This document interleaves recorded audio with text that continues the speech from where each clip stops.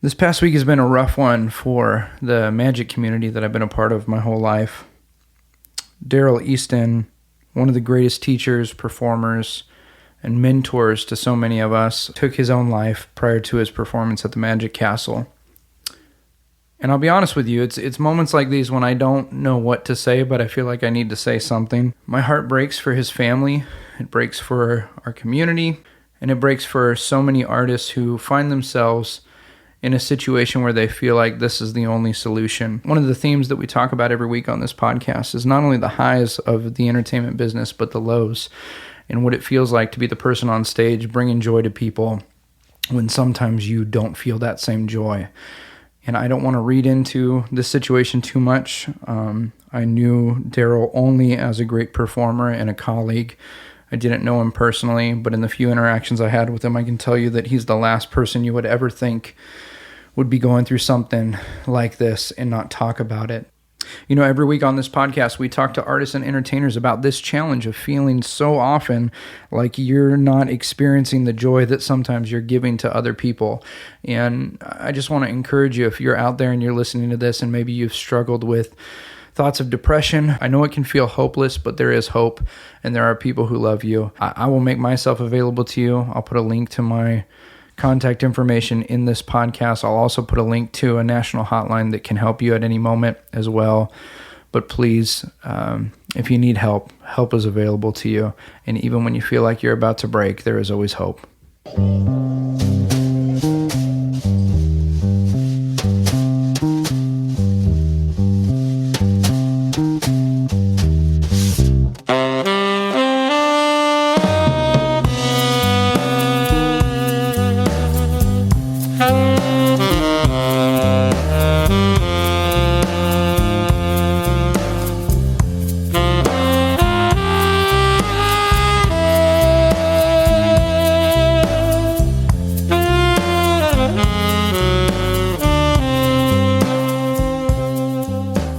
This episode of the podcast features my cousin, Obie Hughes.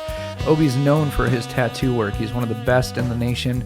Not only that, but he's an incredible brush artist as well. He does oil paintings. He makes his own aftercare products. He really is a Renaissance man. You are going to find out very quickly that my cousin is an old soul living in modern time. And we sat down in the speakeasy. We talked about life and arts and some of the great things about modern times and some of the challenging things about modern times. And I found out that we have a lot more in common than just our last name. Obie's band Rumble King has headlined clubs and theme parks and casinos over the past 20 years. If you're enjoying this vibe we got going right now, that's Obie on the sax with his group Ellington Hawk.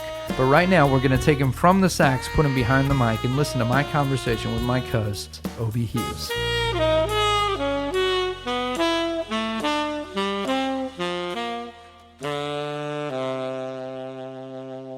Well, guys, welcome to About to Break. I'm your host, Taylor Hughes, and I am so stinking excited because I'm sitting here with my cousin, Obie Hughes, and we are sitting right now in your parlor, man. Would you call this your parlor, your studio? A studio parlor. Definitely has a parlor feel. Not only are you like the epitome of an artist, and we're going to talk about that, but you've got the voice for radio. Well, I am looking for work, so if anybody out there is listening and needs a DJ. If you need a DJ, voiceover artist. Spoken word evening or something. If you want Obie to call your girlfriend and leave a voicemail on your behalf. Hey, that might be something that there. Could be a thing, right? An application for the phone or something. That could be a really thing, yeah. Just like you could have different options. You could have like the most gentlemanly breakup ever. The scotch clinking on the ice rocks. I know. We're drinking. Sorry, baby, but it's not going to work out. I'm excited. You are the first guest to offer me scotch during the broadcast. That's just wrong, I think. It is a little bit wrong, but it's so right now. It makes it special. It does. Well, that's what cousins are for, man. That's right. My entire life, you're just a little bit down the road from me and a little bit, a couple years ahead of me. Mm-hmm. But you were always just the cool cousin, man. He was the cousin who would show up family events or, come by driving my an dad's old house. 50s car or something. Yeah. Greasy head. And you didn't see me that much either. That's probably why it had a bigger effect, You see me every day, you're like, oh, that's just that clown from down the street, I walked into your studio here, and this is your space where you create music sometimes. This is where you you do your artwork and hold art shows, and you do tattooing here. Mm-hmm. And you just played for me your record player that is beautiful, and you had Frank Sinatra queued up, which just makes my heart happy. Yeah, that was a nice gift I got. The whole hand crank, man. So like I told you earlier, if the power grid goes down, man, I still got music. Yeah. No electricity whatsoever none involved. at all. Yeah. And you just crank it, and it's got the diaphragm, and you hear through the speaker. And acoustically it goes down a little tube and into the sound box, which is just a piece of wood. Yeah, and you're getting what, like 3 minute, 4-minute song play, and then you got to flip the record kind of deal on that one? Or? Well, yeah, because the 78s, they're going pretty fast, and it's usually just one song on each side. So there's a sound quality to that we have lost. I mean, in the midst of having music in your pocket all the time. Yes, that is an event. When you play a record on that, it's an event. Yeah, it definitely is, man. The records, the vinyl have a soul to them. I don't know why or how, but music always sounds better. Yeah. Not that you can't hear every single note, because you can't hear all the notes on the vinyl, especially on a record player that old. But there's something about it. Just you're getting the soul of the musicians somehow coming through there. But if it's digital, it's something different about it. But we're living in a digital world now, so we got to adapt a little bit. We are. Well, a lot of the artists nowadays, though, are going back to vinyl. Yeah, but they're not recording it. They're not recording it like it's vinyl. Talk about that, because people don't understand. There's a difference between digital recording and analog recording, and you can put a digital recording on a record, but it's not going to sound the same, right? Well, unless you really are savvy with the digital technology. I mean, there are a couple of guys out there, I think, I personally couldn't name one, but I know there's some guys out there that they can get a really affordable digital recording to sound like an old analog tape recording. And I don't know what their trick is, but they're probably making a lot of money doing it for people who want that old sound. But most of the time, you can just tell that it's digital. Just the way we're recording right now, listen how crisp it is. It is. And there's something cool about the new digital thing, but there's also something lost, and I don't know. We're a victim of our times, man. Man, I want to talk more about music because that's a huge part of your life, but you've really adopted a lifestyle that embraces the past. How would you describe your kind of approach to how you live your life? Hanging by a thread, I don't know. Well, as every artist that we ever talk about and talk to. Oh, man. I think I was born too late, first of all. Everybody that knows me, including my own mother, they knew right away, and I don't know what started it, but I've always been intrigued by a time before me. And even before I knew I was an artist on a professional level, which was a long time coming, because, growing up I was always drawing. Even since I was 5 or 6, I remember drawing just as a hobby, doodling and that kind of thing. And then I did a little bit of studying in elementary school, junior high, and a little bit in high school, but I didn't really study art for the most part. I never thought I could make any money at it, Yeah. I grew up in the 80s. It was mainly the corporate life was really kind of thrown at you through television and movies, and that's where the money was. And we were deterred away. And school is really designed around math and science and things that are going to still today. Every day anything other than be creative. Exactly. So I never thought I would go that route. As far as the old or the vintage lifestyle that I live, as much as you can in modern times, anyways. I don't know, man. I just. It called to me early on, the old cars and the old music. I remember watching movies with my mom when I was a kid, when I was real little, like the old black and white movies on Saturday afternoon, and watching the Bowery Boys and the Dead End Kids, which was like the teenage version of the Little Rascals. Right, yeah. Those were all. I mean, this was in the late 70s and early 80s. I'm watching this stuff, and kids my age, they were not doing that, And it just, I don't know, it just attached itself to me, or I was. Maybe it's something from another life. I don't know how that all works, man. But a piece of me is from another time, and it ain't from these times. I just grew attracted to the past. The culture came with everything that was influencing me. So, for example, my mom was a big Elvis fan, so maybe that planted a seed early on. So I started watching all the Elvis movies, listening to Elvis Presley. I remember her crying for like a week and a half when he passed away. I was only 6, and she was just crying all the time. Yeah. figured out that's why Elvis must have been somebody important. So I'm listening to him, and I love the music. So maybe that started. I know musically that's what put me in the direction musically where I've gone.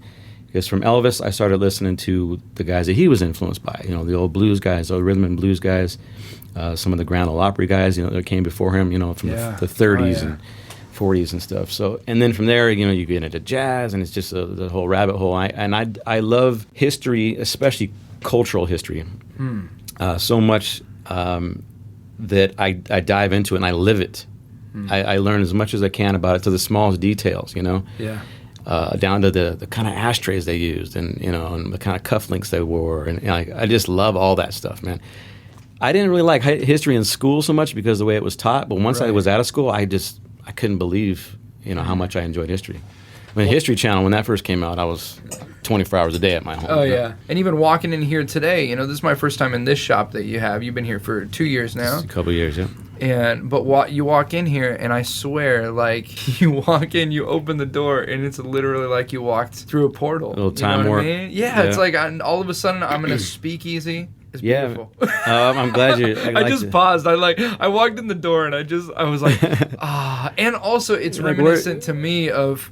Because I love a time period of magic where, in entertainment in general, when it was parlor entertainment, when you had people over and it wasn't like, hey, let's just come over and watch Netflix. It was, let's come over and there's going to be a show. There's going to be some entertainment. And I walked in here and I literally, like, for a second had to catch my breath because I was like, this is a special place. Cool, man. You've created something that transports people to. Well, I try to do that, not even for the client's sake, if it's a piece of art I'm doing, or the audience if it's music. I have to do it for myself. In order to create, if I want to create, I have to have a comfortable surrounding, and I have to feel like I'm in a creative space. Yeah. And neon lights or fluorescent lighting, it does nothing for me. I feel like I'm taking an SCT course or something, or a math class, And like I said, I've always been attached to the vintage things and vintage ways, and like a lot of people come in here, I've only been here 2 years, and they're like, wow, how long have you been here? It's been a long time, I said, well, no, I've just made it look homey, and a lot of the pieces that are in here, the furniture, obviously are all antiques, or some are and some aren't, but I kind of have a little bit of a knack for taking new things that look old and because they're more functional than the old stuff, and putting them with some antiquities and make it feel like it's old, You've done an amazing job. It's really something special. Was that why you demanded the scotch when I walked in? Where's the scotch, buddy? And the cigar. I'll take a scotch. Have you heard about the speakeasy, the little tiki bar that's at Fur's Cafeteria? Or Clifton's, not Fur's. Clifton's. In LA's? Oh, yeah. Have you been to it? No, I haven't been there. But all my buddies, all the musicians I know, a lot of them I play there. Yeah, man, it's incredible. Like some of the stuff that's going on right now, I'm going to get real on you now. Get real. Here's my problem, and maybe I'm just a little bit bitter, which is probably the case. Which I feel like every artist is a little bit bitter. The ones that haven't made it, really financial success or whatever they're going for. Which is 99% of us. Yeah. Right? Yeah. Here's the thing, man. You pointed out something talking about living a lifestyle that is kind of parallels a pastime. That kind of chose me. I didn't go out there and decide one day I want to be this guy that wears these old clothes from the 30s or the 40s or the 50s. I just was drawn to it early on, and I really embraced it from like the time I was after adolescence. So more like around my early teens, I really got in deep with it there. It's something that chose me. It's real. I'm not going, especially now, going online looking on how to become a rockabilly guy. How do I become a jazz guy? How do I look like an old mobster? It just, a lot of that kind of transcended to me from watching the old movies growing up, and I saw what they did, and then from there I took it and researched it or whatever, and I put on a certain jacket or a certain pair of pants or a certain fedora or a derby hat, and I know what fits me, what feels right. Right. It's not like I'm out there putting on a costume. So which brings me to, you were talking about Clifton's. I think that's a fabulous place, and I would love to play there. If Clifton's is listening, give me a shout at ellingtonhawk.com or obiehughes.com. I'm going to plug that shamelessly. I would love to play that spot, and I haven't been there, and I've seen photos, and they've done it right. I mean, they know what they're doing, and I've seen some shows, some videos of the shows that they're putting on there. They're doing it right. But I will say this: I have a little bit of a hard time with some of the quote unquote speakeasies because you think about that term speakeasy. During Prohibition, alcohol was illegal, obviously. Right. A lot of these little joints were like, we were drinking booze yesterday, and now we can't drink booze. Yeah, right. So let's find a spot to do this, and you keep it on the down low. Don't let the authorities know, and we're going to make it hush hush. And it could be a total dive. It could be somebody's living room, and that's a speakeasy. My art studio is called Speakeasy, and I didn't call it speakeasy. It just when I got my own studio, I was like, I'm gonna keep it kind of decorated like the 30s prohibitionary, kind of like a speakeasy, blah blah blah blah blah. And then on my card, I didn't have a sign on the door outside. It was all appointment only, all just referral based, and I didn't want to have anybody walking in on me. Hey, I need a tattoo, or can you do this for me? I wanted to have intimate time with the client so we can, discuss the artwork that we're going to do. But the inside, I wanted to feel like a speakeasy. So my first business card said Obie Hughes, tattoo artist, musician, and real small on the bottom it said speakeasy ... I wasn't going to call it speakeasy tattoo because to me that's putting a label on something of what it is. You can't title it that if it's... It negates the fact that it's a speakeasy. Exactly. The first rule of speakeasy don't talk about speakeasy. That's right. And... so I've been living this thing for a while, and then I went to New York one time, man, and hey, there's a speakeasy opened over here. Okay, you go to the speakeasy, and it's the whole thing. It's got the phone. You pick up the old payphone, and then you dial a number, and somebody answers on the line, or I push these buttons, and then the secret door pops open. Yeah. They're doing all the cool things that I couldn't afford to do, basically, in my own studio. Yeah. Maybe they got a secret password just to keep it kind of intriguing. But you go in there, and the drinks are $25 a piece, and everybody's all very pretentious about the idea of it, and it's fully legit. Yeah. Okay, to me, what makes something cool is if it's a little walk on the wall or totally on the other side of the tracks, Yep. And so, hence, like you said, Clifton's obviously was a restaurant, so there was a little bit different thing there. I'm not talking about Clifton's, but the whole speakeasy thing that got really popular in the last probably 6 or 7 years kind of took away from my intrigue into that world because, don't get me wrong, I'm still living it daily. But it's not, now when people come in and they'll say that, like, oh, this is like a speakeasy. Okay, 6 years ago, they didn't know what the hell a speakeasy was. Yeah. The people, certain people. Oh, yeah. You had to be of 30 years or older to know at least what that was, what that meant. So now it just kind of popularized it, and unfortunately, because I'm an artist and I'm an idiot sometimes, for reasons unknown to me, when something gets too popular, I don't like it anymore. And I talk about people, talking about cool. What makes something cool? Well, because it's rare. Yes, it's not unique. Something you see every day. This guy's doing something you don't see every day. Once it becomes so popular, it ceased to be cool. Right. A little bit. I mean, some things are just like Levi's are always going to be cool, man. Right. Everybody could be wearing them, but they're always going to be cool. But there are certain things in life I think are that way. But a lot of things just get exploited by from marketing money. Yep. and money. And I see this happen all the time. I do magic shows and I do comedy. And I see it happen all the time where somebody does something that's brand new and it's meta and it's quirky and it's weird and it's unique and it's different. And they've stumbled upon, they've been given this gift, of this thing, and all of a sudden everyone loves it, and then they start emulating it, and they try to recreate it, and not only does it hurt the person who originally came up with this concept, because now it's diluted and everyone's doing it, but then a year later, the people who loved it hate it because it's now the new cool thing. It's the nature of the beast. It is, and as an artist, a musician, artist, entertainer, that's that tough thing, though, isn't it? I remember hearing growing up, like, that band sold out. Yes. Okay, they did. What did that mean? What did that mean? They made money doing what they love. They actually finally made a buck doing what they created. Which is what all of us want to do. Absolutely. But I think nowadays you get congratulations if your music is on a commercial. You got buddies calling you, oh man, cool, great job. Back in the 70s and 80s and way before. Of course, I didn't live them, but from what I can imagine, it was considered a sellout if you had a commercial with your music on it. I think for me, what I want personally, and most of the artists that I am in touch with and musicians, you want the happy medium. I do anyway. I want enough financial success with my music or my art to pay the bills, support a family, and buy a home just like everybody else has a right to do, Right. I would love to buy one cash, by the way, but that'd be amazing. But enough, especially in California. Enough to where you're not sweating the rent. Right. You're not having a rent party every 5 days. but you're still at a level where you're not exploited to the extent to where you're no longer cool.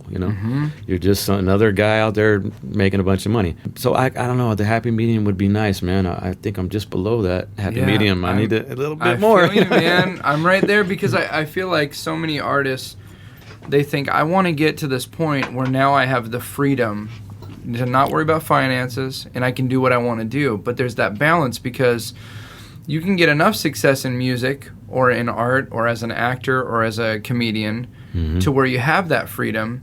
But then if you go a couple steps further, now you have no freedom. Right. Because now you're owned by a corporation. Right. Now, not only do you don't have to worry about money for you, but you've got to worry about the 5 people that are on salary because they're your entourage, and this guy gets paid to do your calendar. That's right. Years ago, I thought I wanted to be Jimmy Fallon. I thought I want to host a show, and I want to do, and now, and I love Jimmy Fallon, and if Jimmy Fallon's listening and would like to have me do anything with him, I would do anything. I would just come and do your laundry, Jimmy Fallon. But but at the same time, I know more than ever that's not, I don't want to be that, man. I want to have enough people like what I do that I don't have to worry about when the next check's going to come. Yeah. But I don't really want much more than that.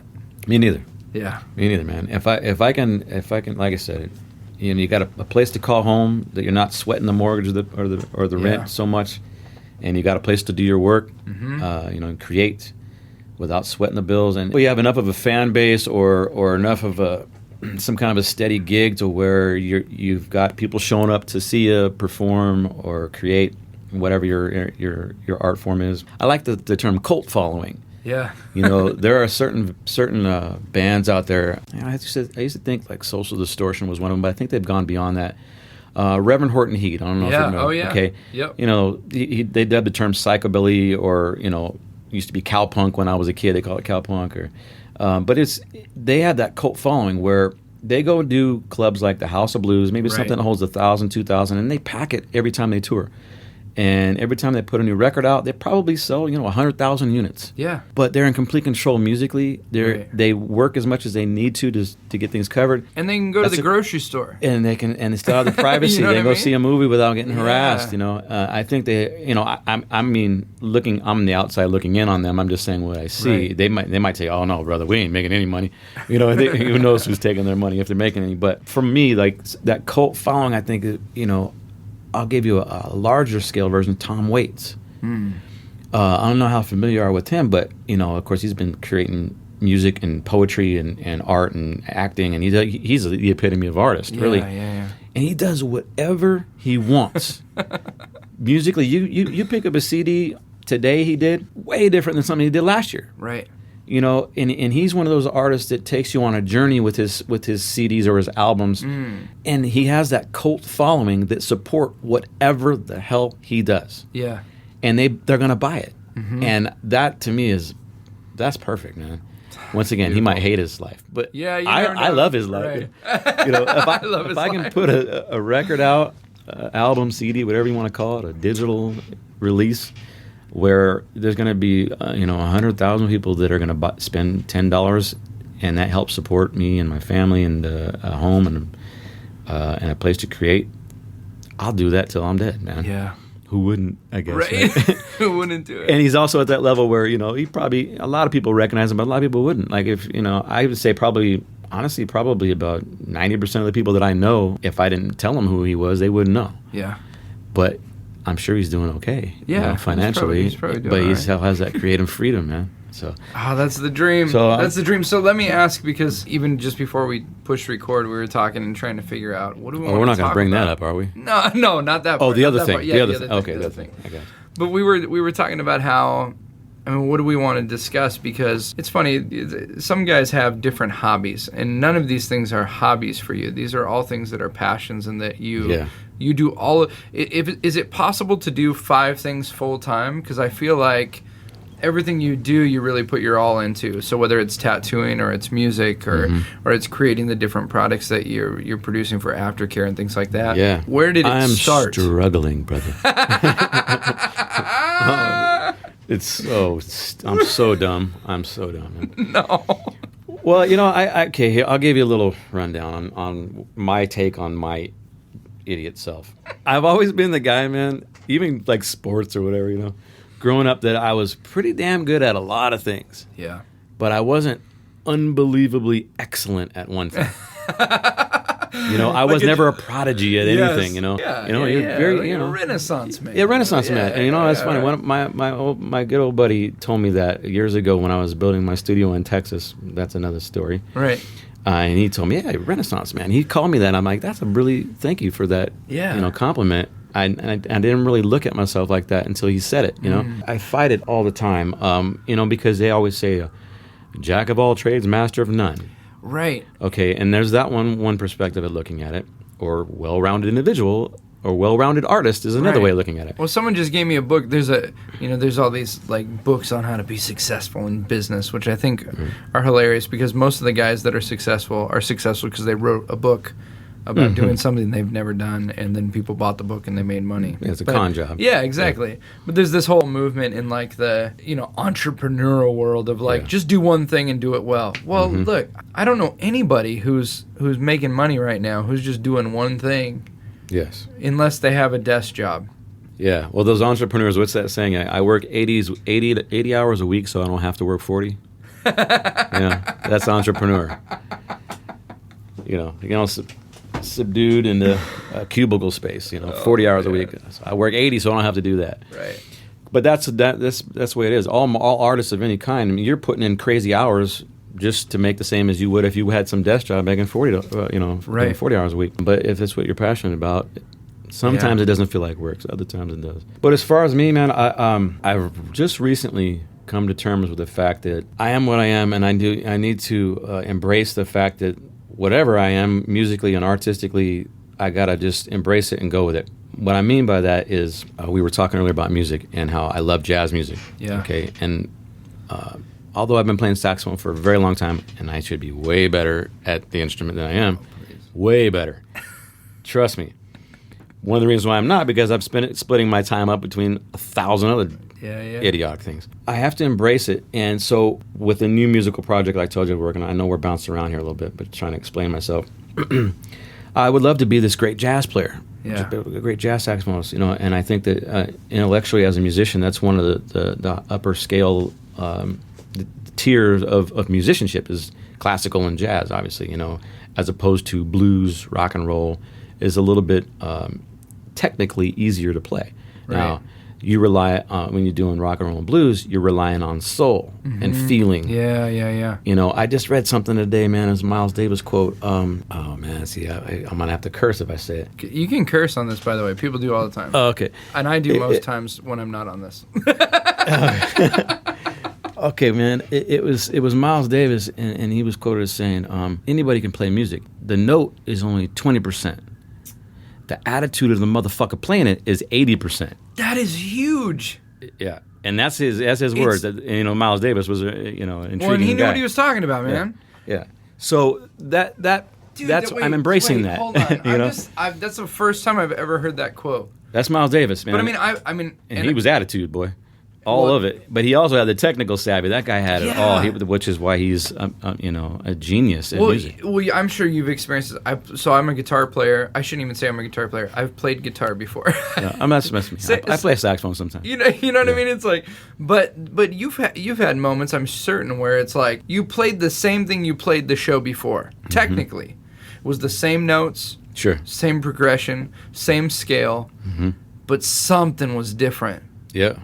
And it wasn't, I mean, if you look at it, you go, yeah, he played the same thing, but how come that time there was like this extra bit of magic that was like, yeah, man. It's true, man. I love it. I never knew Miles said that. That's beautiful. He's got a lot of those. So anyway, you know, musically, I mentioned to you earlier that I'm gonna spend the next 5 years trying to get my chops up with jazz, and I'm gonna start this little jazz trio, man. But then I thought, man, I need to do something now that where my heart is, and I'll just take the tools I have and try to do something a little bit unique with what I can do. Yeah. And that goes with all my art, you know. For someone who can do a lot of things artistically fairly well. And I'm hoping this comes to pass. And this is my theory, and this is my glasses half full theory on my own life. That, you know, early on, I was frustrated, you know. I'm still frustrated. But early on in my tattoo career, my art career, my music career, say 15 years ago, I was thinking, gosh, I'm not getting to where I want. I think I have peers that are further along than I am right now with art.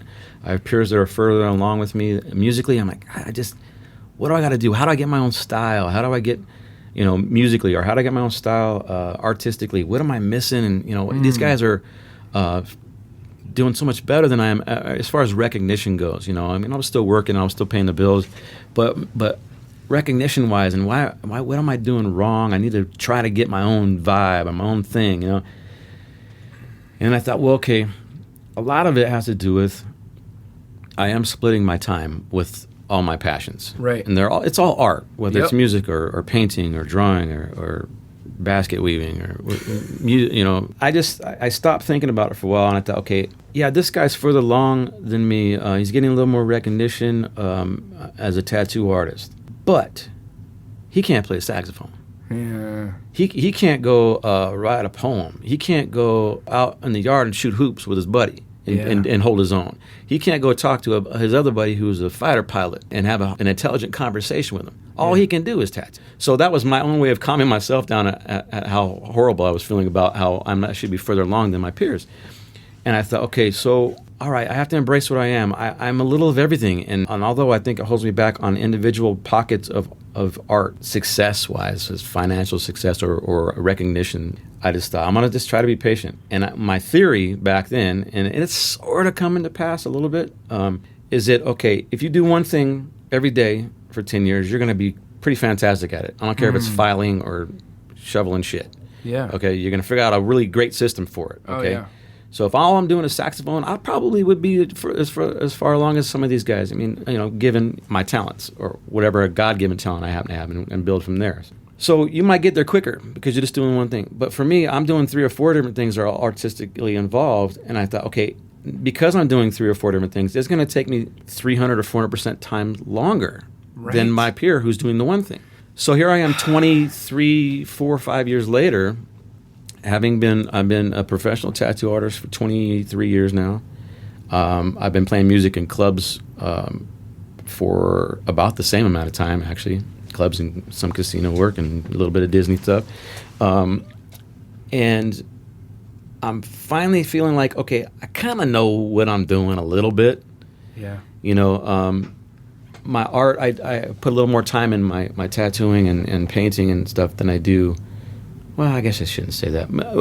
Here's what I'm looking to do right now, brother. I'm hoping that everything kind of raises together. So you got 4 things, you got 4 things you're balancing, and you're slowly lifting them because they're heavier than one thing. Right. And by the time, a couple of 2-3 decades go by, and now everything is elevated to the point you want it to be. Yep. It doesn't happen as fast. Yep. But I'm hoping that everything does pan out. And when this one really takes off, the others will come along. Yes, because if you get a break at one of them, the other ones are going to be right there with you, especially if you've been working at them as hard. So that's my hope. Yeah. And I feel like sometimes it's starting to happen. Of course, other days it feels like, oh, I'm getting nowhere, man. Man, I'm sitting here listening to you say this, and I'm being really encouraged, as weird as it sounds, to be encouraged by someone else. Who's failing? Struggling. No, but I mean, because I was talking to my buddy Greg, who's going to be on this podcast eventually. We're going to find a time to set it up when he's not all over the world doing stuff. So what's this guy's recipe? He's all over the world doing stuff. Yeah. Oh, he's not all over the world, but you'll hear him when we talk, but okay. He's struggling too. We're in this weird time, talking about, having nostalgia for an old time. We're in a weird time where you see everything everyone's doing. Mm-hmm. And you only see the best version of it because that's all we post on Facebook or Instagram, right? Mm-hmm. And you see that job that person got, or this opportunity they got, or that trip this person was able to go on. And we compare ourselves amongst each other in a way that I think artists of the past didn't have the privilege of doing or the curse of doing. Yeah. Friggin' Da Vinci paints the Mona Lisa in a time period where he couldn't even fathom that people all over the world would travel to see his art. Right. That wasn't even a possibility. There was no mode of transportation to even get there. Yeah. He just did his work. Right. You know what I mean? He just friggin' did it and died before it was even a thing. Yeah. Like his work didn't even become a thing. And yet we look at all these guys that are doing stuff and we go, I gotta be at this place now. Mm-hmm.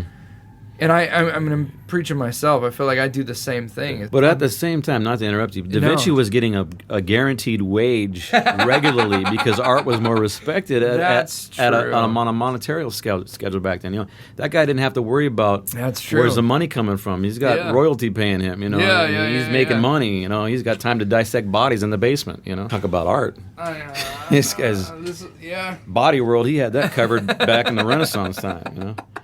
Yeah. So I get you what you're saying, but at the same time, he wasn't worried. Art back then was not only appreciated more, I think it was a mandatory thing. You know, there were no other forms than live entertainment or actual hand brush paint. You know, if people wanted to beautify their house, they had to have an artist paint it.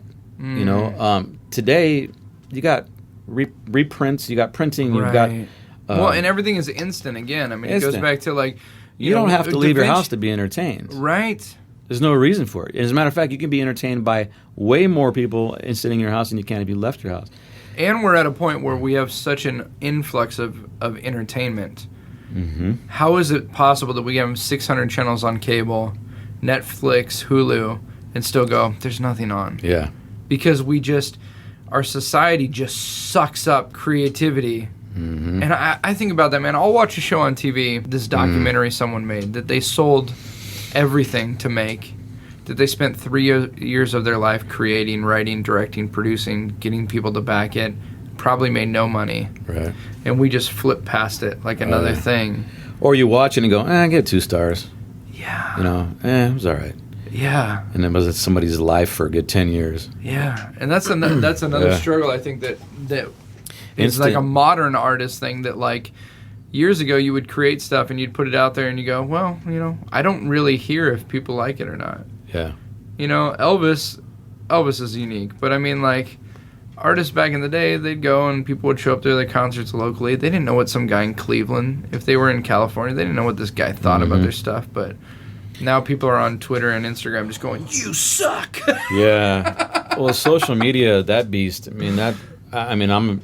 As an artist in today's world, you have to be a part of it to some extent. Yeah. If you're trying to break down doors, even people who are trying to hire you as an entertainer are going to Instagram and Facebook and that kind of thing to see who you are and what you're doing. Yeah. And websites are important too, but most people are tapped into to social media way quicker and way easier. Yeah. The first thought is, let's see if they got a Facebook page. Let's see if they got an Instagram page before they even think if you got a website. Right. How about just Google? And how many followers do they have? Yeah. Because I won't even look. If he's only got 10 followers, yeah, he must not be good. He can't pack a house. He's only got 10 followers. Maybe listen to the music. Maybe look at the art. Yeah. Why do we even try? We should just be selling pencils or whatever the heck other people do. And we touched about this earlier too. We're talking about the music world. There are so many people getting involved in music now too. I remember when I was in high school, I knew one guy that was in a band. This was in the 80s, okay?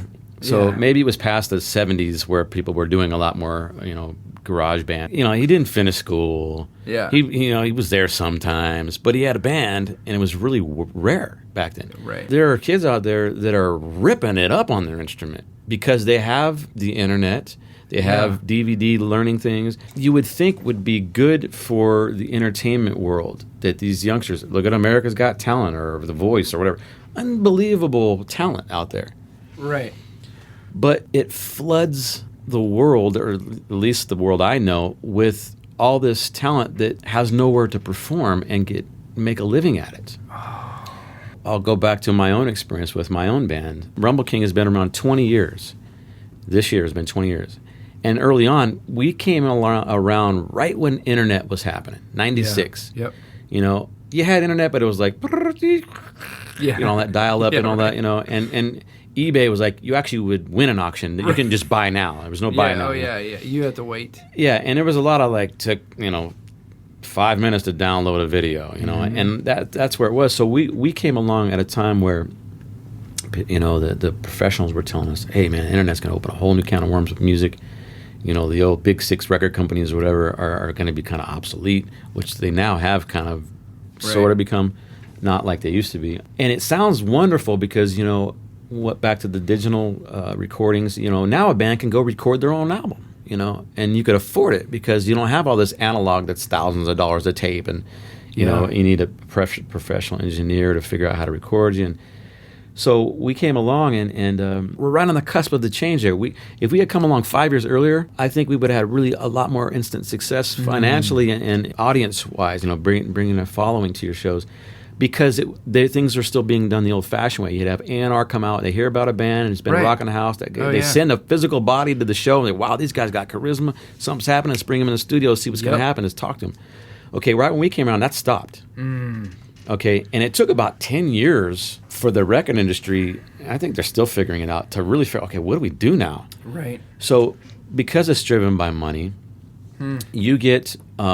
A&R guys are not going out to clubs anymore. They're sitting on a computer, and they're going to social media, and they're going to the band's own website that the band put out their own album, and they sold 50,000 units on their own. Yeah. Let's keep track on these guys. They got so many Instagram followers now. They got so many Facebook. These guys are doing it on their own already. There's obviously the demand for whatever they're doing.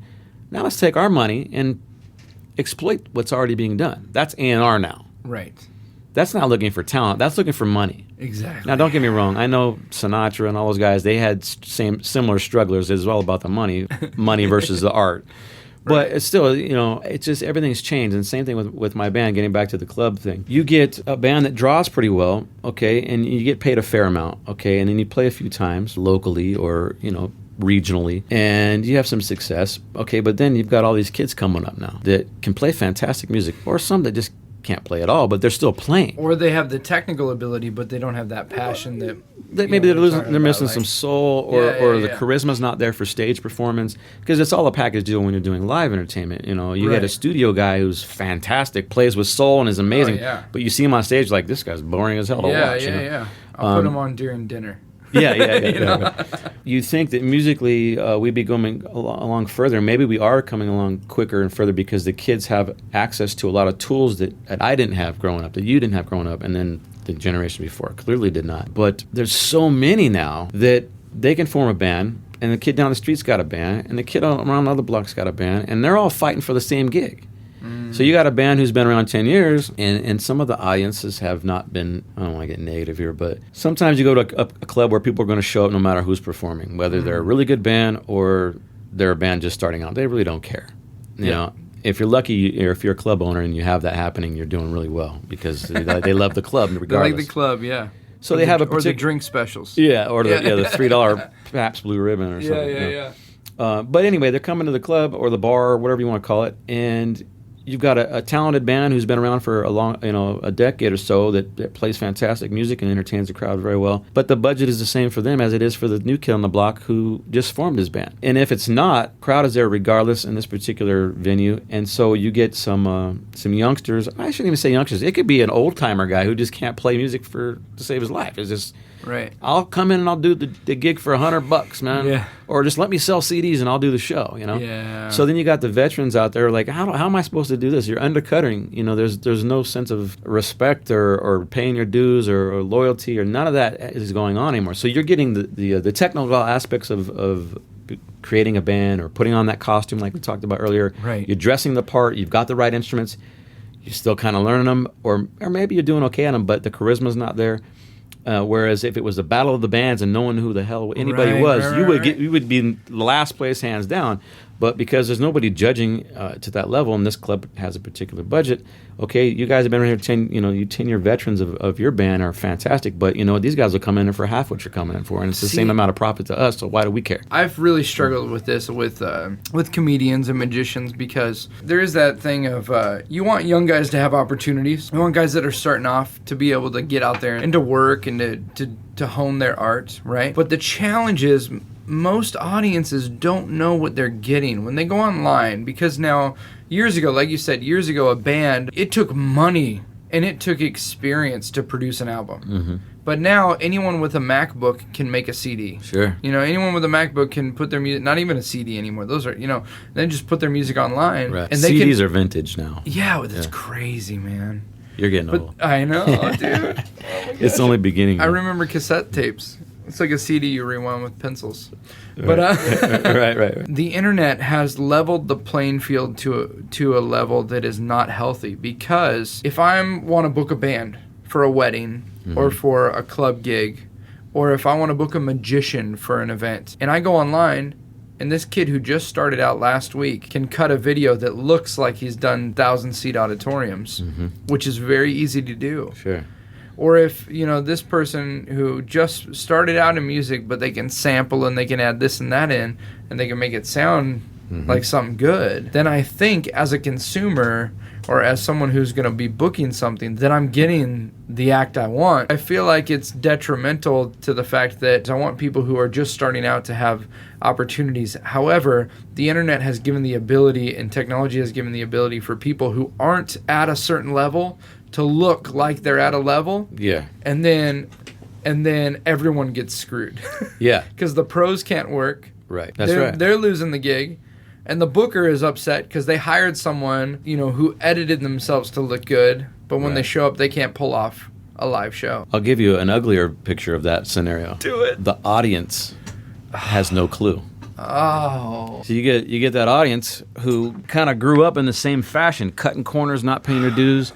And I don't want to sound all old school mafioso, Do it. But you, nothing is sacred anymore, man, and nobody cares about how you got to where you are anymore. As long as you get there. We've dumbed down as a society on a lot of levels, Of course, some levels are very advanced. When I'm talking about art and music, a lot of times people don't know the difference between good and bad music. Now, of course, that's opinion, obviously. Right. Speaking as a musician, I can tell you what sax player is way better than I am.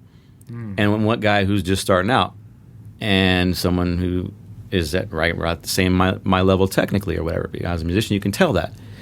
Or if I go see a band, and before any of us were musicians, we were fans of music, right? Right. Yeah. Okay, so I without trying to sound arrogant or cocky at all, I feel like I have the right to be able to say I really enjoyed that band because I was a fan before I was in a band. Yeah. Okay, so if there's a band playing and I'm like, say there's 3 bands on one venue, one night, a showcase night at a club, and there's a new band, or say it's a band that's been on a long time that I just like, they don't move me for whatever reason. Maybe they're good musically, but whatever they have that some people like, I'm not into it. It's not your thing. Okay, let's take another step. You got 2 bands playing the same song. Okay, and this band plays it, and the crowd is moved one way or the other, and the next band, the crowd goes crazy. Now, that's an educated crowd, because whatever that second band did, back to the 80-20 thing, the 20% is the note and 80% is the attitude, whatever that second band did, charismatically or soulful or whatever they did with those notes they were playing, moved the crowd more than the first band. Now, that to me is an educated crowd. They're feeling something. Yep. Okay, today, I don't think you get that as much because nobody cares, man. Nobody cares as much as an artist cares. I'm talking about music. I shouldn't say nobody cares, but most people don't give a shit. Most people don't care. They're so jaded. Oh, that guy's this. They're so jaded. They're not listening anymore. I'm so all over the place. I'm sorry. No, this is good. I'm just thinking. I'm not disagreeing. I'm not disagreeing at all, because I perform 90% of my work is corporate shows. Nobody came to see a show. Yeah. No one cares who I am. Why is this guy getting up and doing card tricks in the middle of my dinner? You know what I mean? That is my career goals right now. They are not lofty. I just want to perform for people who aren't eating rice pilaf. You know what I mean? Right. I think that this is a bigger issue than just our struggle. I feel like this is where we're at in culture and society, where we are so inundated with information, you're right. Where everybody, like, their phone is an extension of our body. Yeah. And people don't know, like, music and art and entertainment used to mean something because it was able to touch something in us that we couldn't address in our normal life. Yeah, it was a release. It was therapeutic. Yeah. It was just entertaining, like just to let go of your daily grind, man. Yeah, and I feel like if we can get an audience to put the phone face down, you know what I mean? Don't touch it. As a magician, my big beef is like, we don't wonder anymore. Like, my whole job exists because you go, whoa, I didn't know that was possible, right? It's built on this idea of, as an adult, let's have a Santa Claus moment. As an adult, look, we know this is all Yeah. I mean, baloney. Like, we know it's BS, right? But let's pretend for just a second Yeah. that we don't have it all figured out. Right. And let's have some fun thinking, what if this was possible, right? Yeah. And I feel like the challenge, and like you're saying with music, I feel it as a magician because everybody can Google anything. Mm-hmm. And so when I share something that's meant to create something that people don't experience every day, they immediately go on their phone. Oh, I know how I did that. I know how I did that. Exactly. And when you play a song that takes people back to a moment, or that is supposed to challenge them, or that is supposed to move them, or to help them experience something or forget about something, what do? They go, I remember something where this song was playing, and they start Googling. Mm-hmm. No, if we could just get our audiences to just dive in with us, which I want to talk about Ellington Hawk, because I feel like you're onto something with this. Okay. About taking them on a journey. Yeah. I mean, talk a little bit about that. Like, I even, on the video that you posted, you didn't just get up there and play. Yeah. You did something to say, hold on, hit the pause button on life. Yeah. This isn't background music. Yeah. That's what I was trying to do. You almost did a poetic monologue. Yeah, as part of it was the like song. a beat poem, like spoken word beat poem, and that's how I opened the show. And that video that I put out there, that was live performance. I talked to the videographer, who was my brother-in-law, for 2 minutes before the show. Hey, Are you serious? Can you bring your camera down? Are you serious? Yes, swear to God. That was the first time we ever tried. That was like editing a one take. This is live show. Live shot. It was the audio was pre-recorded. Yeah. Okay, but the video. One cameraman, and all I told him before was, hey man, I want natural lighting, I'm going to light the show the way I want it to look on camera. Right. Which is red light and dim and candles and that kind of thing. Yeah. I want low angles, mostly. Yep. To give a kind of a perspective, like bigger than life, you know, Yeah. kind of thing, and I wanted manual focus because I didn't want it to look choppy and clippy. I wanted it to be moody. And if you ever notice with certain movies, when they put something slightly out of focus and slowly comes into focus, it draws you in. It draws you in and slows you down, and something to that cinematography. When I'm watching something, I wanted to have that. I set the tone that night with the low spoken word thing, and it was basically just telling the audience, take a step back in time. And I wanted to set the tone because, in most of my experiences playing in live entertainment, live music, the band hops up there, hey, we're so-and-so, and here we go, we're going to rock out. Or somebody comes and announces you, here's the band, go for it, But I want to take a different approach with Ellington Hawk and try to let them forget about what's going on today. Escape from the modern times, just put your cell phones down, like you said, and let's just kind of pay attention to living in the moment right now, Yeah. And maybe this moment feels like it was a time of the past, because right now, at this moment, the moment that you 100 people that are watching me are in, or we're all together experiencing this thing together, we're in another time right now. Yeah. And if I can speak the words to get you in your head, let's let go. Let's put the cell phone down, and let's just enjoy the moment. And if I can get them right away, then my job's already halfway done.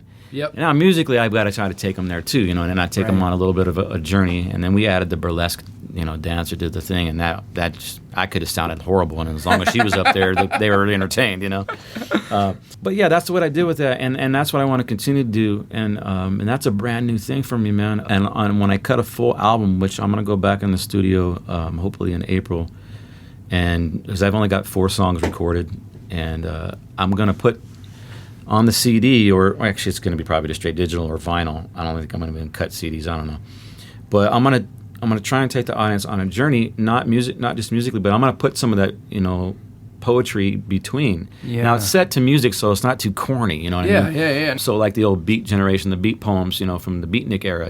It's got a little bit of that bass line with a little soft brush drum work, and then you say what you say. So it sets the tone for the record. And then you go into some songs that kind of seamlessly go into the song after the spoken word thing, and then play a few songs, and then another little interlude of spoken word again. Yeah. Not too much, because I don't want to turn people off, because it's really a musical thing. But once again, I'm trying to embrace all of the art forms that I can and try to take somebody on a journey. And the CD or the album will hopefully do that on an audio version, but when I take it to the live show, I want to do it even more so and start having some visual aids, not only like a burlesque dancer or a swing dancer or a magician or a comedian. I want to really take them to another time, man, and I want to make that time today. Yeah. You know, and I think, you know, I've been kind of a little bit pessimistic on this whole interview, but I do think that some things are maybe going to come full circle at some point. I was just going to say that because I feel like, I'm sorry, I don't want to interrupt. No, certain the handful of people that are listening, Yep. they're getting sick of the same old crap, man. They're getting sick of just regurgitated crap over and over and over, especially on the arts and society in general. So I mean, I'll go into a bar sometimes or a club or even a restaurant and, you know, kind of eavesdrop a little bit, listen to what people are saying, especially bars because they're a little bit looser with the tongue, you know. And I'll hear most of it is the same garbage, something that they regurgitated from hearing it on the news or hearing it on some social media clip from social media. Yeah, some 3-minute clip that that must be real, you know. Oh yeah. Okay, but but one table out of the 30, you're going to hear something different. And those are those what give us hope. Socially and in certain aspects, we have progressed fantastically. Scotch is gone. We have gotten to a point that things are much better than they used to be in some portions of our culture. Do you know what I mean? Yes. Some things some things are necessarily have to be different. So like this whole idea of just because something was done a long time ago means it is good is not necessarily true. However, I do feel like some people in you mentioned it in the arts, we've been told, oh, we're going to do this and it's better, and digital is better, and this is better, and you know we're going to do, rather than 12 shows a year, we're going to do 22 episodes a year, and we've been promised that it's going to be better, and we've gotten here and we've lost what made art great in some aspects. We've lost what made entertainment more than just another thing that we just consume and throw away in half a second. I think you're right, man. I do feel like there's maybe it's a small group of people, but I feel like that small group is growing who says we want to get back to when music mattered, to when art was special, to when entertainment wasn't just... I've seen this in comedy lately. I feel like for years comedians were kind of like the guys you just laugh at. Oh, look at that guy. He's an idiot and his wife doesn't love him. And that's hilarious. And look, he screws up the kids. And the comedians were like the court jester. But if you look now, if you go to a comedy club now, the comedians today are the philosophers. They're the pastors. They're the people who are going, let's talk about the stuff that no one's talking about. Right. People have gotten so sick of the 2-drink minimum, $40 a night tickets, and there's all these little rooms popping up where people are doing these things that are experimental and unique and different. It's starting to happen. And it's starting to get... A little bit of a renaissance. It's starting to get back to that thing. I remember musically when I was in high school, and I was probably at the end of it or maybe even it was losing something then, but we would go Thursday through Sunday. We were at shows. And they were in people's houses, and they were in old warehouses where we weren't even supposed to be in, and we get shut down.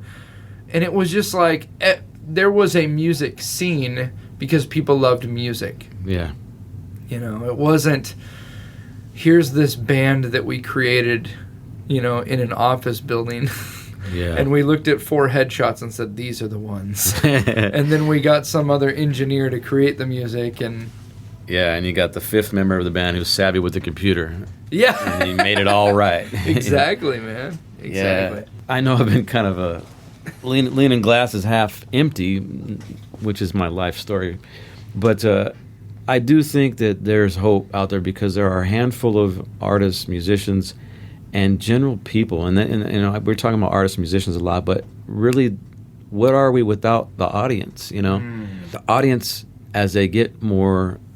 tired of the same run-of-the-mill, and as they get a little more, that handful of those 5%ers that are starting to spread to a 10%, and getting educated on what makes us feel good, what sound makes me feel like I'm in a better mood now because I just heard that sound coming out of that instrument, and they're actually listening. Yep. Wynton Marsalis, a great jazz trumpet man, I read a book about him years ago, and he said. Music heals. It actually heals. So, and if you listen to that, that's true, because I mean, he gave an example or something in the book that was, someone was actually physically ill, listening to music, and for that 20 minutes, they felt better. And that's an intellectual, mental state that changes the physical state. And I don't know, I'm sure there are psychologists and professionals that study that. I know there's a whole field of music as a healing agent to the physical body. But on a cultural level, on a light level of, hey, I'm in a bad mood, I'm going to go because life is stressful and I've got a bunch of jive going on in my life and I don't want to have it anymore. I want to go to this place and escape for a minute. But I don't want to go and hear the same crap that I've been hearing over and over and over and over, And I'm not talking about styles of music. I can go hear a cover band and have a better time than hearing some original music. Right. Now, what I mean by that is I want to go and enjoy myself. It starts with the audience. I'm willing to pay a small fee to enjoy some live entertainment, whether it's music or magic or an art show or an art gallery. Art's the same way. You look at a piece of art, and if it moves you, that artist did his job. Yeah.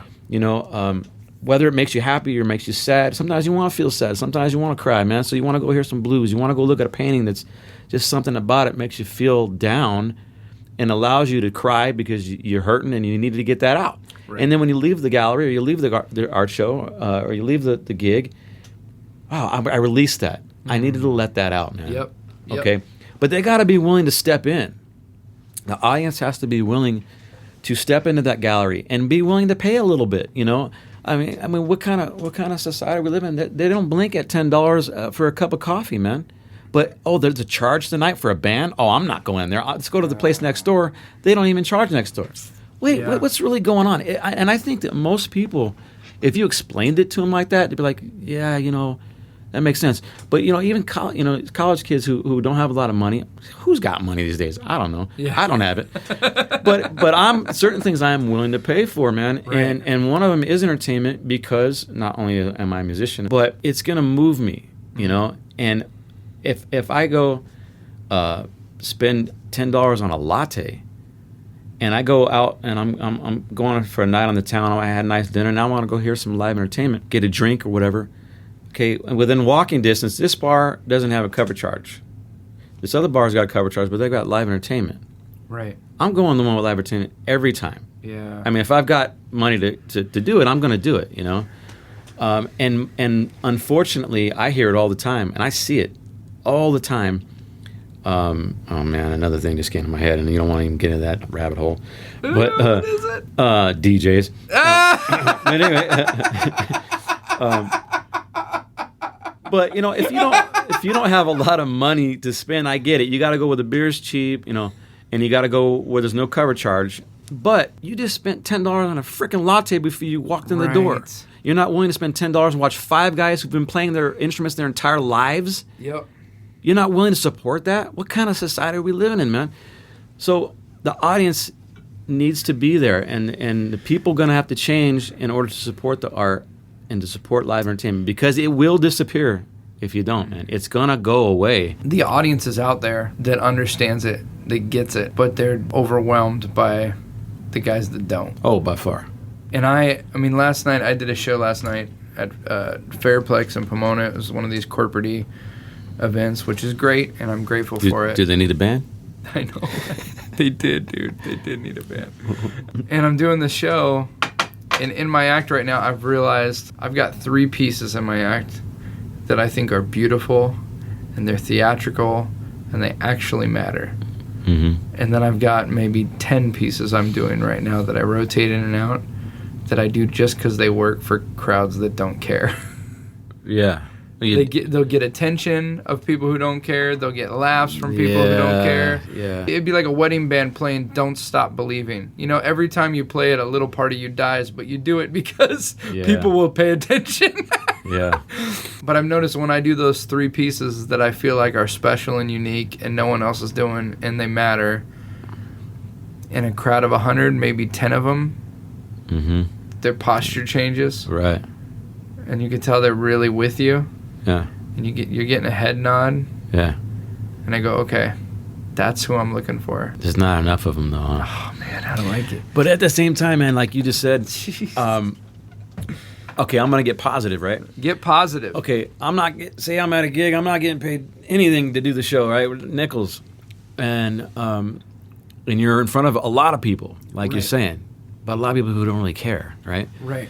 And you're just like going through the motions. You're trying to stay soulful. You're trying to stay passionate about what you're playing, even though you've played that song 100 times in the last month. You look and you see one kid or one old timer.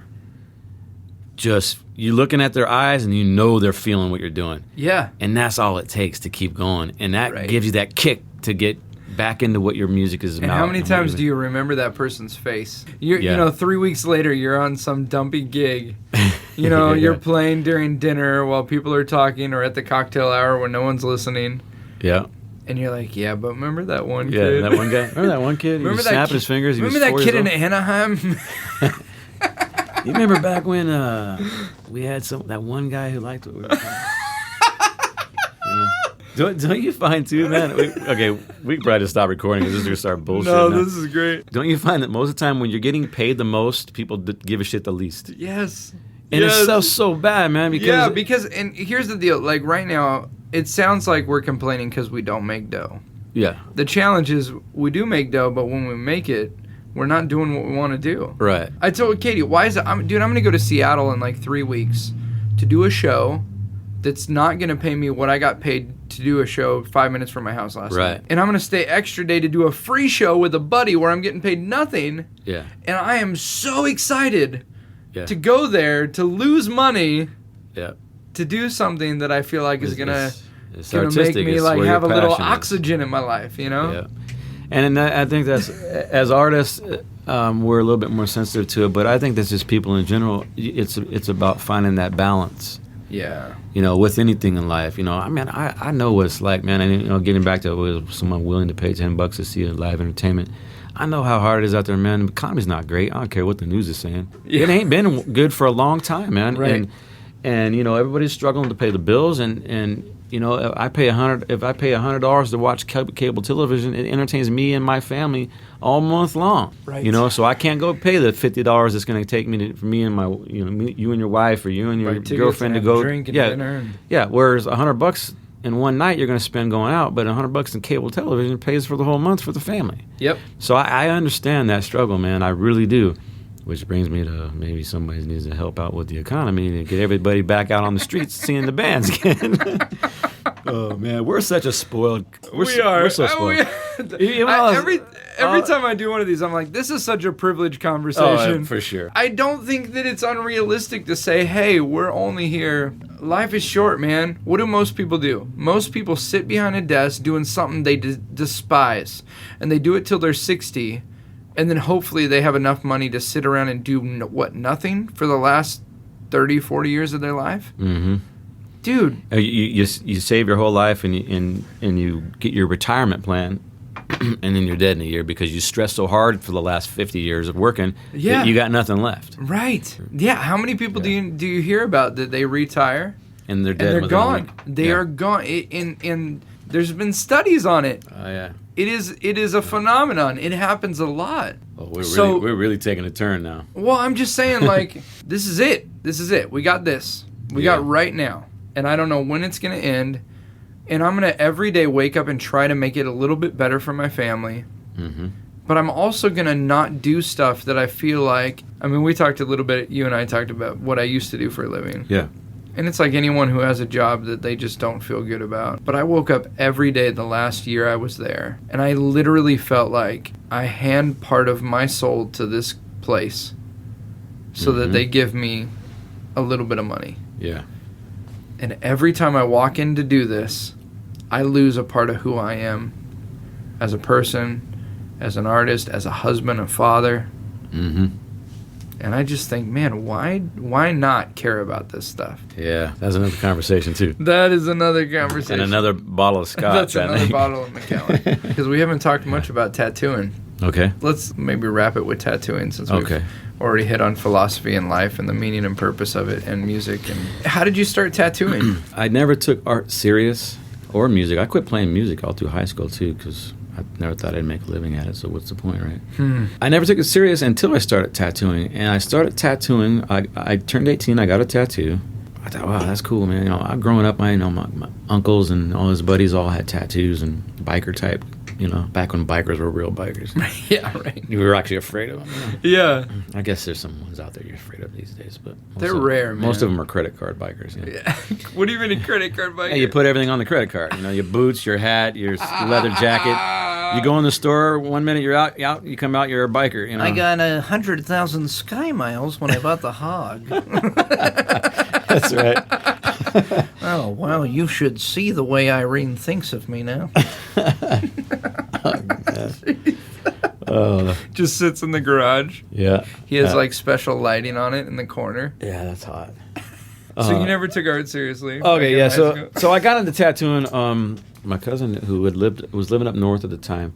He wasn't quite 18, but he was going into some shops where you still get the tattoo, and he would scrape up like $20, $30, $40. This was in the early '90s. Yeah.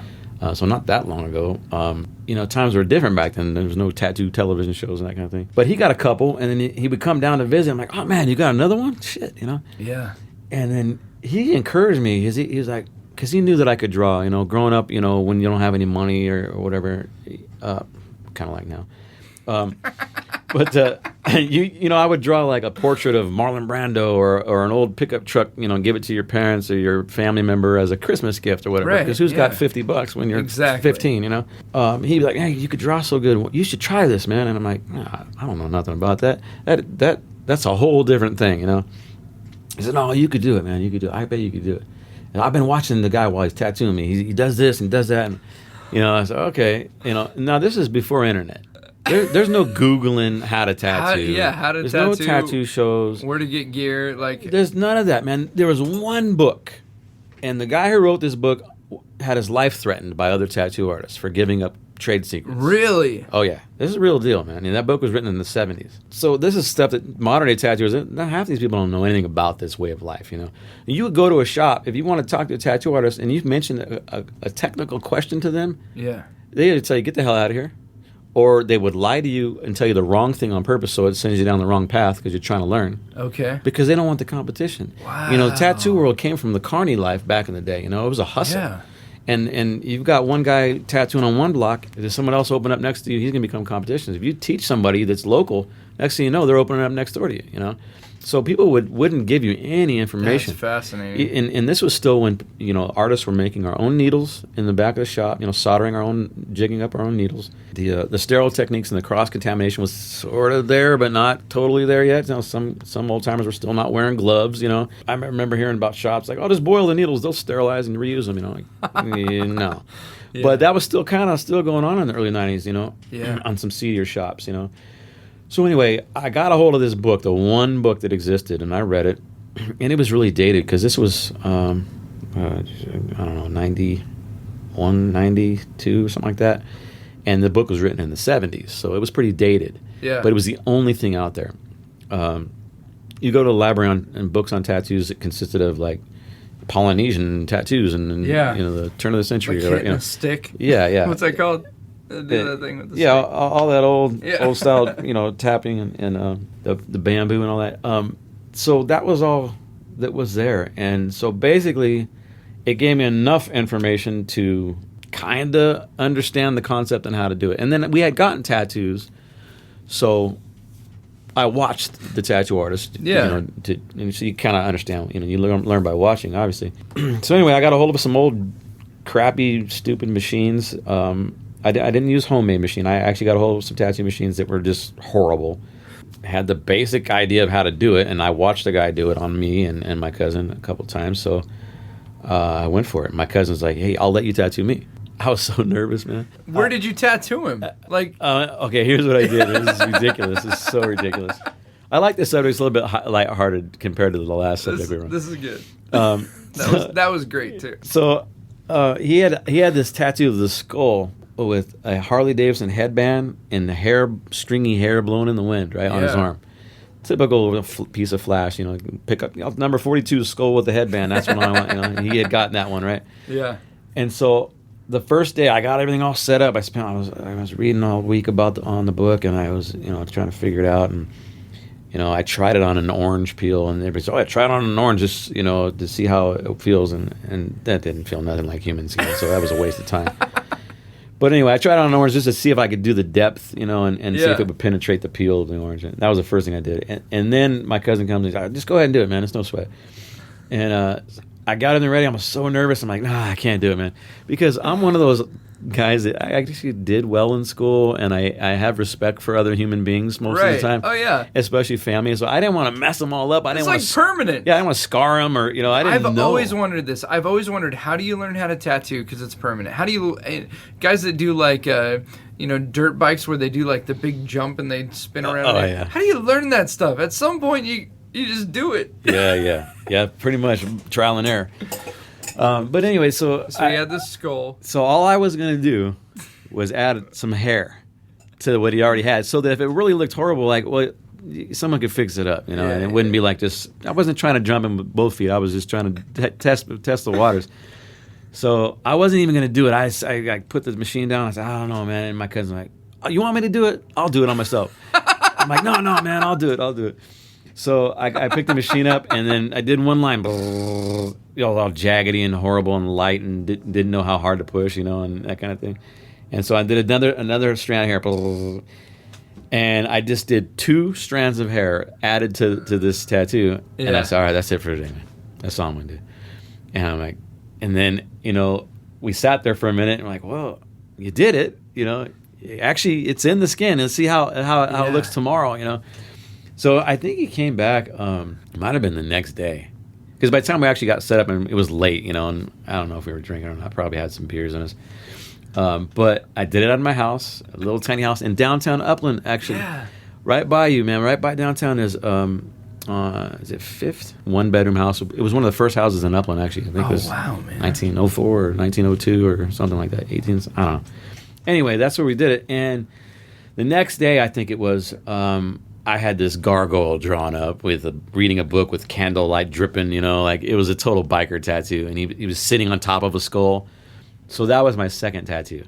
So I went from 2 strands of hair, and the next day I was over my jitters and said, "All right, let's do this." And so I did this gargoyle with the strand of hair, or with the candlelight and everything, and did the whole tattoo. And I did a little bit of shading, and it actually came out okay. Yeah. So then I was hooked, man. My cousin was hooked too. He's like, "Oh man, yeah, that came out good." I look at it now, I'm like, "Oh god, that's horrible." But at the time, he's like, "Man, now I get free tattoos." Absolutely, man. The practice. You're calling all the family members up after that, man. Everybody. You'd be surprised how many people come out for a free tattoo. Yeah. Even today, they still do it. But yeah, that's how I got started, man. That's what started, and then I was doing a little bit of work out of the house, and started to draw a little bit more and study. Technically take a little bit more serious. And at the time, I didn't have a lot of school behind me. I was just reading books on how to draw, fundamentals, studying the Renaissance, paintings, that kind of thing. The gal I was with at the time, one of her friends was going out with Corey Miller. Yeah. And I knew Corey a little bit as an acquaintance through music because he's a drummer, and I was in a band called the Ravons way back then. Yeah, the Ravons, man. Yeah, I had the cassette tape. Yeah, man, that was the good days, man. That was when a band, word of mouth got the place packed, not the internet. And so he was in a couple of the bands. He was in mostly punk rock stuff, but I had heard of him, and I knew he was a well-known tattoo artist at the time. And he came by one night, and we just hung out, and he's, "Hey, I heard you've been doing some tattooing." And I said, "Yeah, And he's like, "Yeah, my girl says that, you can draw pretty good, too. You're kind of an all-around artist." I said, "Well, I'm trying. I never really taken it serious, but yeah, here's a portrait I did. Here's a James Dean or James Cagney drawing I did. Here's this that I did." I showed him some drawings. Like, wow, he was kind of sort of impressed, I guess, enough to where he was like, "Hey, man, I'm kind of looking for an apprentice for my shop, and kind of starting over." He had a couple of partners that things didn't work out that great at the studio he was working at. So he's like, "I kind of want to bring in some new blood, and would you be interested in doing that?" So I said, "Yeah, let's figure it out."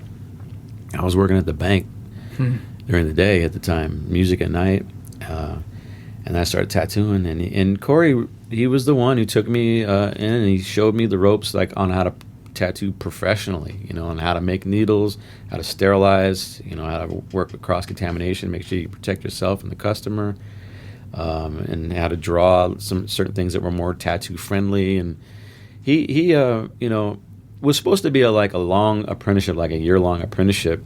It was like 4 months, maybe, because he was so encouraging. I know we're getting long here, but he was great. He was like, man, you should quit that bank job, man. You're an artist, and that was the first time anybody had ever really told me that.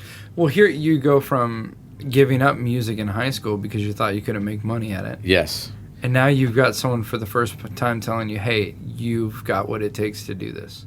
Yeah.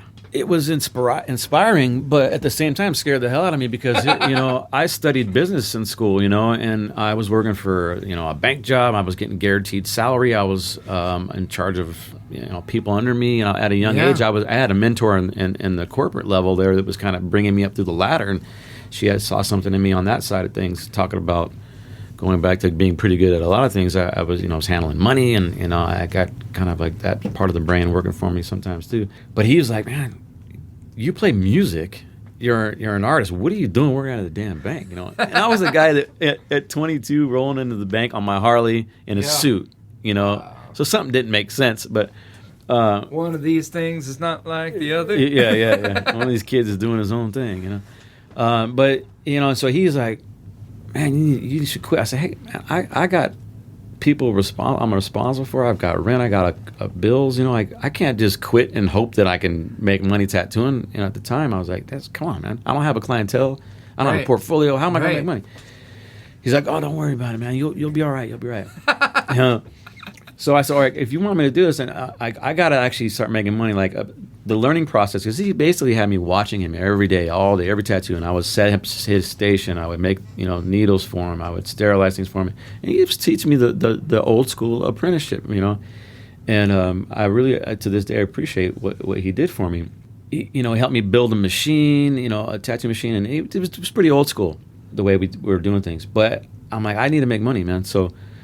Well, I think I picked up like a small shift, and so he would let me tattoo certain small little silly things that came, and I'll do the butterfly, I'll do the little star or whatever, Yeah. And it was enough to, $30 here, $40 there, $10 there, whatever it was back then. I think we had a minimum of $30 back then. That's crazy. And it was a street shop. There was a lot of custom stuff that was going on there, but it was right next to a strip joint and a bar, and so you would get like. The drunks coming in and the gangsters coming in. This is Bambi. I just met her. Tattoo her face on my arm. That's right, exactly. I want her lipstick print on my neck. So that was back then, and I remember the turn of the tides at the time. I did a shift, and I think when I had like a full day, it was 2 p.m. to 2 a.m. That was my shift, right? Dude. And nobody comes in until. They're drunk, right. At this particular for a walk-in for a guy who had no clientele. Right. And I had some run-ins with some old school cholos, and this was like in Upland. It wasn't like downtown LA or Pico or something, but they were still cholos back then, like old school cholos. Like real cholos. Yeah, like not just crease guys with high socks and long shorts. Yeah, These are real dudes. And they had hair back then. They weren't all bald. Yeah. They had the slick back hair, and they wore the Pendletons. They were kind of cool, man. Yeah, dude. But some of those guys were gangsters, though, man. And so anyway, I remember the first day I took home $100 from tattooing. I was like, holy hell! I just made $100 doing art. This was in the early 90s, so $100 went a little bit further than it does now. Yeah. It's probably more like $250 now or something, But I'm like, I just did that making art. I go to the bank, I'm in charge of like 8 tellers, $1 million in cash, all these responsibilities on my shoulders. Like if I screw up, I'm gonna get fired. Yeah. And I was making like less than that after take home taxes and everything. I would take home $80 at the bank. I'm like, wait a minute, this is making sense here. So that was it, and he kind of pushed me that way, and I never stopped. Of course, I'll say this: a month later, that shop closed down, and I had hardly any portfolio and no job after I quit the bank. And so this is like a month after you quit. Yes. Now you're like out in the ocean. Yes, with no job after I'd worked hard a squares job, and a mentor, sort of a mentor, telling me, quit that damn job, work here, and make money. Yeah. And, at the time his lease was up, whatever, and some bad things happened at the shop, and some old partners didn't work out. And so he decided it was in his best interest to close the shop down for a while. And he did, and he closed it for like a year. And so I found myself without a job. And luckily, I had like a 401k. Yeah. From the working bank? at the bank for 7 years. I started there as a teenager, as a teller, and I had like 10 grand in my 401k. So after. you're like, I'm gonna live off of this for a minute while Yeah. I figure out. Of course, I cashed out early, so it was like 5 grand Yeah. after yeah. taxes. Oh yeah, because you had the sick penalty of Yeah, like, yeah. you're not 55. No, or not whatever. quite. Yeah. So I did live off of that. I stretched it, and I tattooed out of the house for a little bit. I had a little shop down in Chino for a little bit, and then Corey called me one day and he says, "Hey man, I'm opening up a new shop. Are you interested?" I said, "Yeah, definitely, I'm interested." So then I worked for 6 Feet Under and Corey Miller for 10 years, and then I've been on my own after that since, and that's been 14 years now. So I've been tattooing 24 years now, I guess. But that's in a nutshell. That story went a lot quicker than the other ones we were talking about. And this is absolutely perfect. Like, as much as it sounds like we've gone on rabbit trails, this is exactly why this podcast is around, because this is life. It's highs and lows. You know, it's feast or famine. There's some months when you're like, I've never seen so much money in my life. And then there's 2 months where it's like, what happened? You know, so Yeah. I love that we talked about some of the downtimes, but I also love the fact that as an artist, it's got to be huge that you have people who say, I love your artwork so much that I want it on my body. Like, Yeah, what a bunch of knuckleheads, man. isn't that but isn't that wild, man? Like I mean, Yeah. people listening to this right now are gonna be like, "Oh, poor Obie is like struggling tattoo artist." Like, dude, this guy doesn't have an opening for like months at a time, and like, I mean, It's not that good anymore. It's gotten a little bit down. No. There's a lot of really good artists out there now, man. Competition's pretty steep in California, but, no, I mean, but it's gotta I'm paying be, the bills. So. It's gotta be wild though to have somebody who like. No, if I sit and really trip on it, I tell certain customers, you know, like the other day we had the same conversation, and they're like, "Do you ever get weirded out that you're marking somebody's body forever?" I'm like, "Yeah, if you mention it, I'm going to think about it and I'm going to trip on it." Because once again, I do care about my clients, you know, I'm not just doing it for the money, and you know. So yeah, and when I really think about how actually tattooing works, injecting ink pigment into the skin and it stays there for your whole life, it's a weird thing, you know. It's like trying to figure out how a telephone works. This is gonna get like existential, and we need to probably stop talking about this. But like, I'm sitting here going, like, you're creating art that's gonna outlast the lifetime of the people that you're making it for. Like, but it's also gonna die with them, which is also a morbid what do you thought. mean? What do you mean? Okay, if Michelangelo and Da Vinci, Mona Lisa's still around. He's been dead how long? Okay, I put something on a canvas, it's going to outlast me and the next generation if somebody takes care of that painting. Right. But the beauty in tattoos, it dies with the client. It dies with the wearer of the art. It's living art. Yeah. It's living art, man. So in a lot of sense, it's one of the most respectful forms of art, in my opinion. Yeah. Like you just said, you have a person entrusting me or their tattoo artist to permanently mark their bodies that they're going to live with every day of their life. But when they die, the art is going with them to the grave. The mortality of human beings I'm reminded by that every day when I tattoo somebody, because that's what everybody always says. Oh, that's there for life. Okay, that's there for your life. Yeah. A painting on canvas is going to outlive all of us.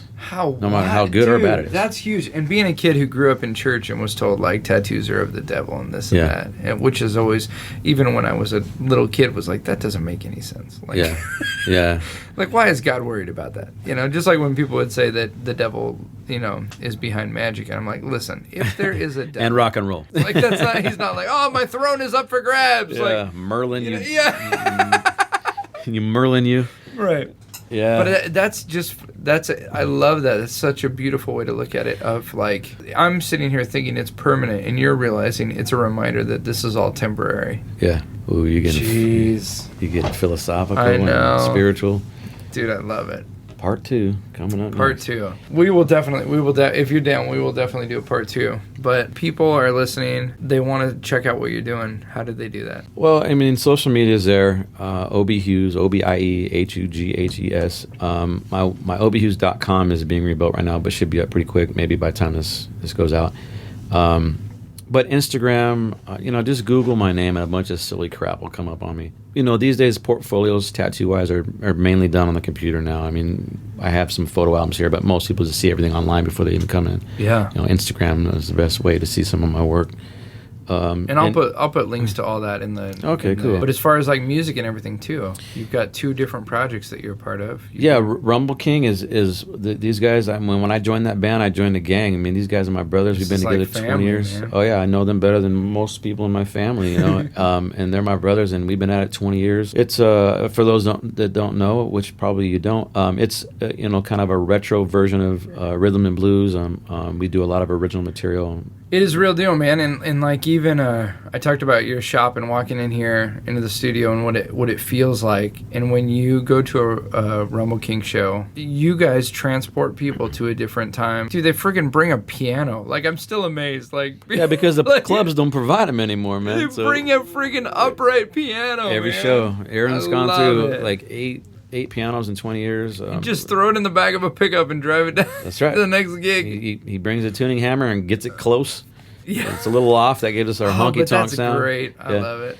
Yeah, so we've been at it a while, man, and so rumbleking.com, and we've got a new website up, and we're going to be in the studio in April, late April, early May, to cut a new record. Most people don't know about that yet, but we're going to cut something new. That's so good. We're going to throw some covers in there this time, but mostly like the old R&B stuff from the early 50s, that kind of stuff, and do quite a few originals as well.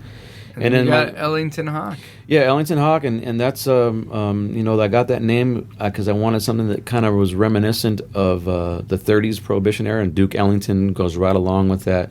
So the first part of the name is from Duke Ellington. I stole it from Duke, and the second half is one of my favorite, probably one of the first lead jazz saxophone players to play the tenor sax as a lead instrument, a guy named Coleman Hawkins.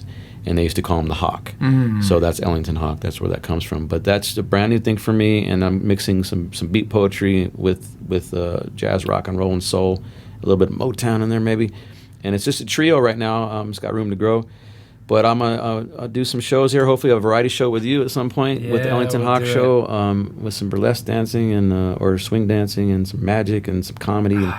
I would love to do something like that with you, man. So I would love it. We'll do it when we get happen. Keep your ears and eyes open and keep your ear to the grindstone and hopefully we'll see you at a club or something soon, man. Love it. Obie, thank you, man. Thanks for taking the time, cuz. Thanks for coming out, man. So good. And thank you for the McAllen. Yeah. There's more where that comes from. It was joyful. We'll finish the bottle after the recording. Yeah, I'm going to push stop, but we'll keep chatting here.